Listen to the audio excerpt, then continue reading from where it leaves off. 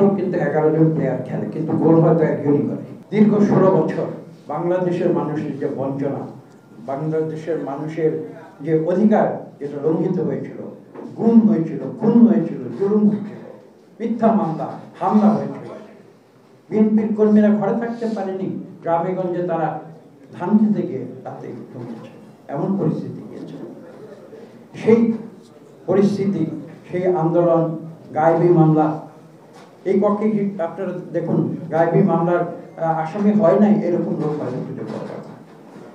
এই পরিস্থিতিতে একটি বিস্ফোরণ রাজনৈতিক পরিস্থিতি সৃষ্টি হয়েছিল এবং সেই পরিস্থিতিতে আমি বলবো একটা পর্যায়ে যখন আসে জুলাই 2024, তখন বৈষম্য বিরোধী ছাত্র আন্দোলনের সূচনা হয়, যেটা 5 বছর আগে একবার হয়েছিল।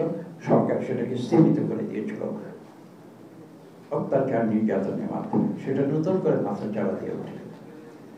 এবং সেই সময় আমি এভাবে বলবো, সেই বিস্ফোরণমুখ পরিস্থিতিতে সেই ছাত্র জনতার বৈষম্য বিরোধী আন্দোলন দেশলাই যেমন ঘষা দিয়ে যেমন আগুনের ফুলকি জ্বালিয়ে দেয়, ঠিক তেমনি সেই বিস্ফোরণমুখ পরিস্থিতিতে আগুনের ফুলকি জ্বালিয়ে দিয়েছিল ছাত্র জনতা বৈষম্য বিরোধী আন্দোলনের মাধ্যমে, এবং তার ফলশ্রুতিতে একটি বিস্ফোরণ হয়েছিল।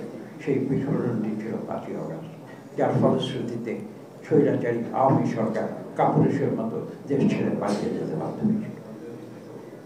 এটাই হচ্ছে রক্তাক্ত 36শে জুলাইয়ের সত্যিকার ইতিহাস। ভারপ্রাপ্ত চেয়ারম্যান যিনি এই আন্দোলনটি পুরোপুরি তিনি আমাদের নেতৃত্ব দিয়েছিলেন সুদূর প্রায় 10,000 কিলোমিটার দূর থেকে, এবং যাকে অনুসরণ করে এবং যার দিক নির্দেশনায় আমি বলবো আমরা এই আন্দোলনে সম্পৃক্ত হয়েছি, এবং আমি এক অর্থে বলবো যে আমরা সফল হয়েছি। হ্যাঁ, এটা ঠিক 5ই আগস্টের ছাত্ররা অগ্রভাগী ছিল। আমি একটা উদাহরণ দিই, খুব সাদামাটা একটা উদাহরণ, যে ফুটবল কিন্তু 11 জন প্লেয়ার খেলে, কিন্তু গোল হয়তো একজনই করে। তার অর্থ এটা নয় যে বাকি 10 জন সেই খেলাটি খেলেনি, এটা কিন্তু ঠিক।